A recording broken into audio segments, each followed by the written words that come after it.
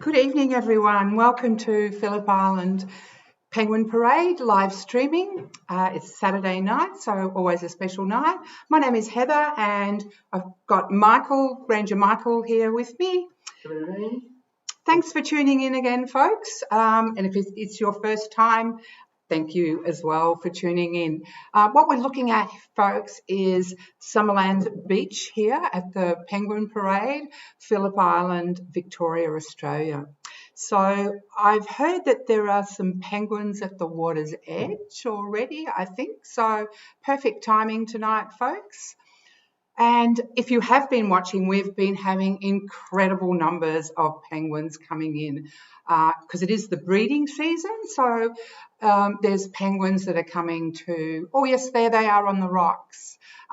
There's penguins coming to relieve their partners sitting on eggs, and there's also penguins coming to feed chicks. So there's lots of really healthy penguins crossing the beach. Tonight we have a low tide, so it's fairly stressful for our little penguins to cross the beach because they're exposed. Out in the water with their blue feathers, they're very camouflaged and they feel very safe. And folks, they do spend 80% of their life out in the water. So crossing the beach is the scariest part of the night. Oh, folks, look, we've got lots of penguins in the first raft. So tonight, Beck is counting the penguins, and we've been counting the penguins here since 1968. So it's a tough job this time of year, counting our little penguins. These guys are making it a little easier because they're bunching out a bit. Oh no, they're gonna get together now. So see when they're walking across the rocks how camouflaged they are, and see how quick they are. So as I said, this time of year they've got 2 reasons to come ashore, or 3 actually, to socialise as well. So they're pretty keen to get ashore. And, you know, I always joke and say that Saturday night is date night, so there's lots of penguins coming ashore. So when they're getting on the rocks, you can see with their blue feathers how camouflaged they are. Also, folks, if you have a good look at the rocks, you can see all the penguin poo on it. So the penguins usually stop here and preen themselves. So we'll just see what happens tonight, whether they're really keen to get ashore. We'll see what happens. And while we're looking at them, folks, I would like to acknowledge the traditional custodians of this land, the Burrow people, and pay my respects to their elders past, present and emerging. So they called Phillip Island Meow, so that's the traditional custodians. So they're not going to hang out in these rocks for long. This pool of water here, if you've been watching before, you can see that they're using it to swim across because it is easier for the penguins to swim. And some of them just go into the diving, going across. There are some, if you look there are some that they're going to hang out and preen themselves. So penguins always have to have waterproof feathers, and when they've left the water, they've left one environment and they're going to another. It's pretty scary for them, and they need to rearrange their feathers. Or we might have a look at the highway. So there's lots of penguins coming down. We call this the highway, and we'll see if we can get it on the full screen because look, folks. So as they're walking along, can you see their heads going from side to side? So they're looking for where they live. So as I said, this is a major highway, and they live off here. So they're looking for landmarks to know where their street is. So penguins return to approximately 40 metres of where they were born. So these penguins are returning to their burrows, and they're looking for where to turn off. Some of them live right down here on the shore, but some of them, folks, they walk up to 2 kilometres. So it's position. It's all about where you were born. Yeah, so it's amazing watching them here. They're very healthy. They've got lots of fish in their belly, whether they're coming to relieve their partner who is sitting on those 2 eggs, or whether they're taking partly digested fish back to their chicks.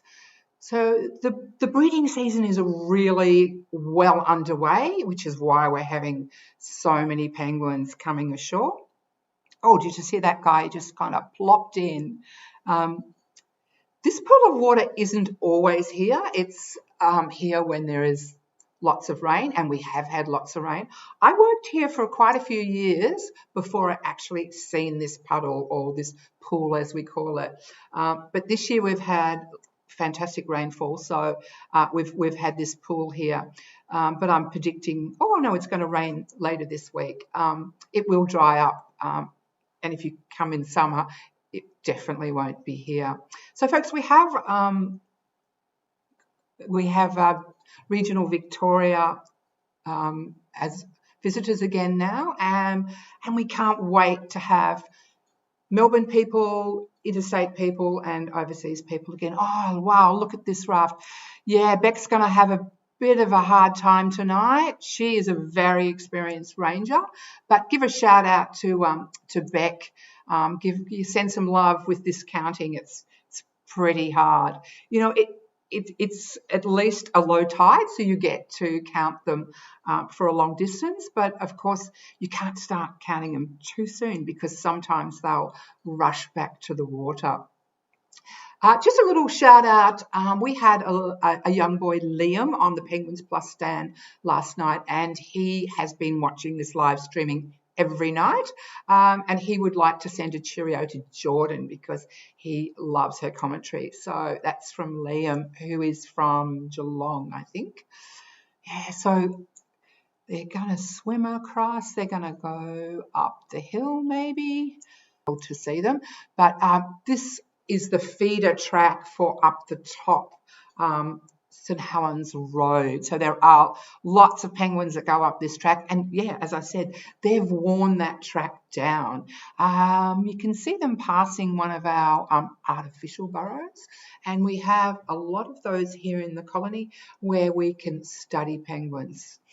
It's the male penguin that owns the burrow, and if it's a natural burrow, he digs that burrow. But we put a lot of these artificial burrows in so we can study the penguins.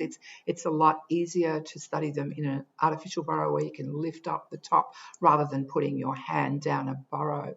So this is probably one of the penguins that, oh, what's happening here? Maybe he's coming, oh, maybe he's checking out a little girlfriend on the way, or we'll have to just keep an eye on that penguin, see what's going on there. And maybe I'm thinking there might be some chicks in that burrow because I can see some penguin poo in front of it. And we have, I'm sure you've heard, if you've been listening to Jordan and Megan, who studied the penguins here, and there's a great way of monitoring the penguin poo. We put a piece of cardboard in front of the artificial burrow, and the penguin will poo on that, so then we can examine the poo. So it's a lot of penguin poo here, folks. So we might go back to that. Let's see what's happening. No, I can't see there. Might go back to the beach and see if there's another raft of penguins coming. So when I call them a raft, they are called, oh yes, there is a big waddle coming across the beach. Out in the water, folks, they're known as a raft, and that's because that's exactly what they look like. They're bobbing up and down on the water, and they look like a raft. But once they come ashore, we like to call them a waddle because they do waddle.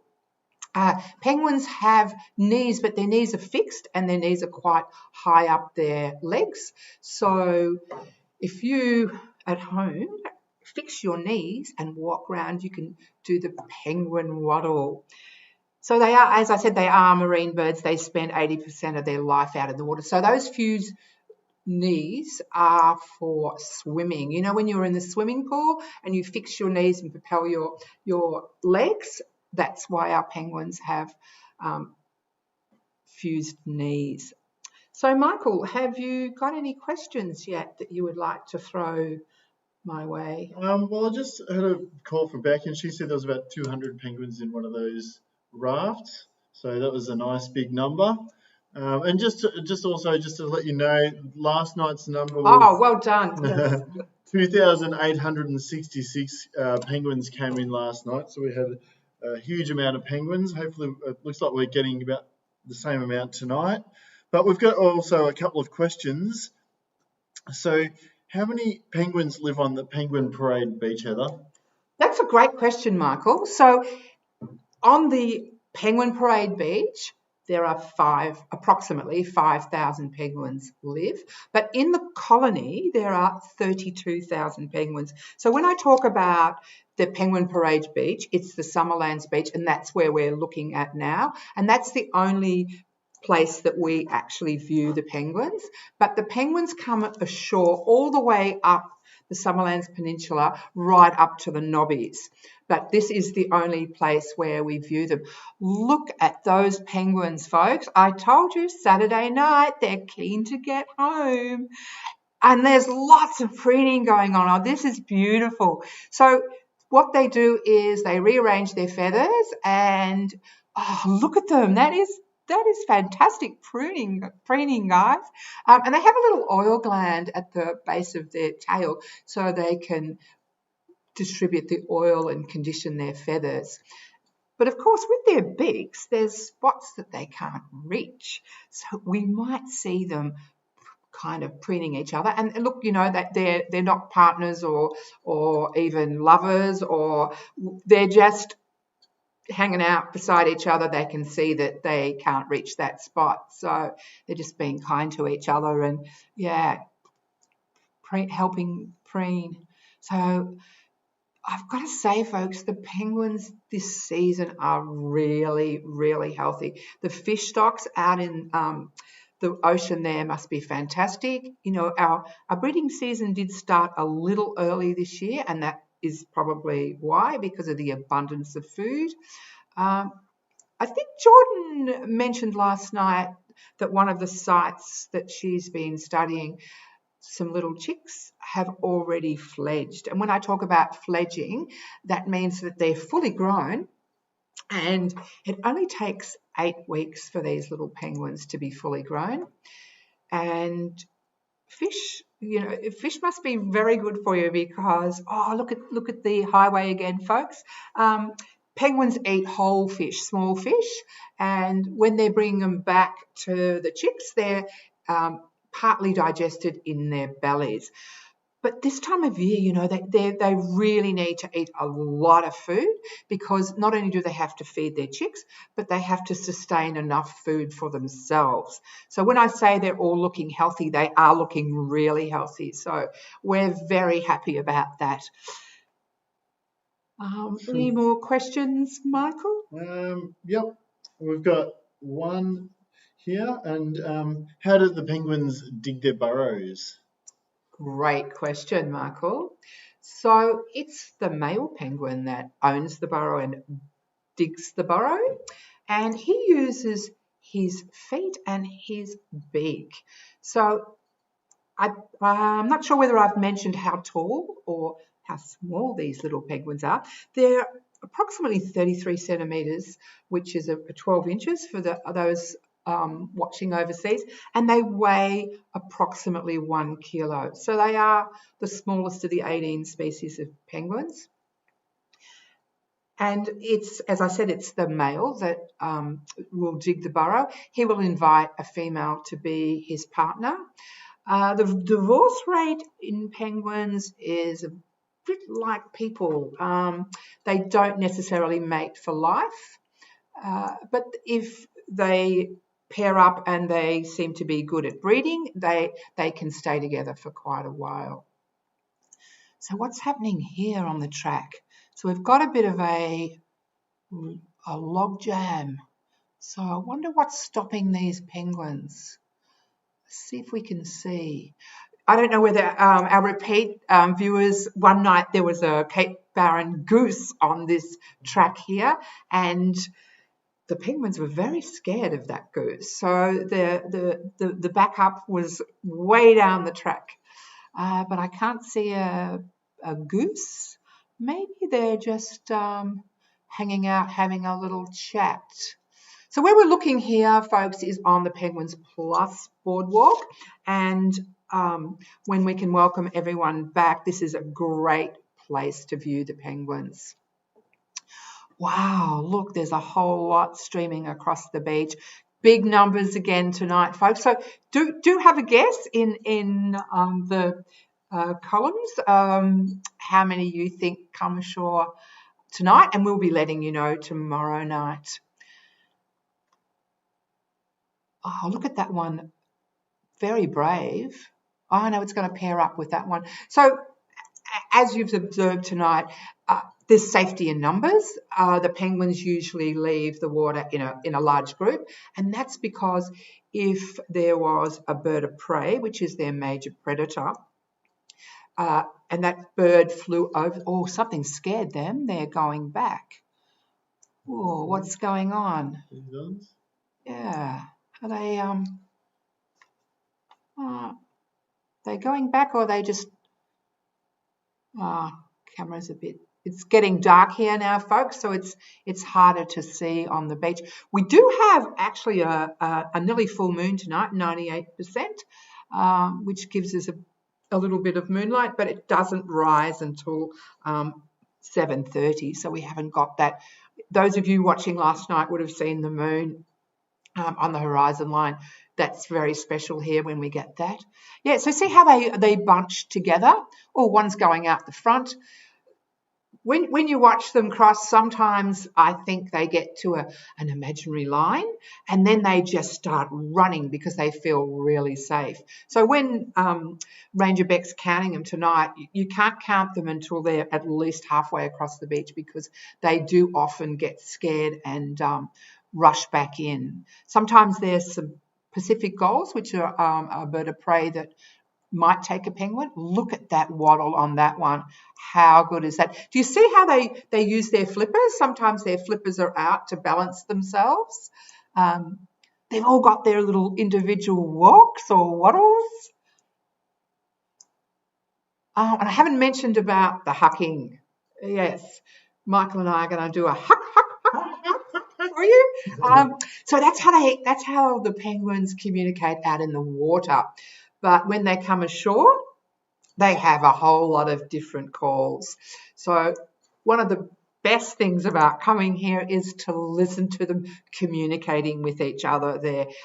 Sometimes they sound like babies crying, sometimes they sound like cats meowing. So they have about 15 different calls to each other. And of course, this time of year when there's so many coming ashore, it is very loud, very, very loud.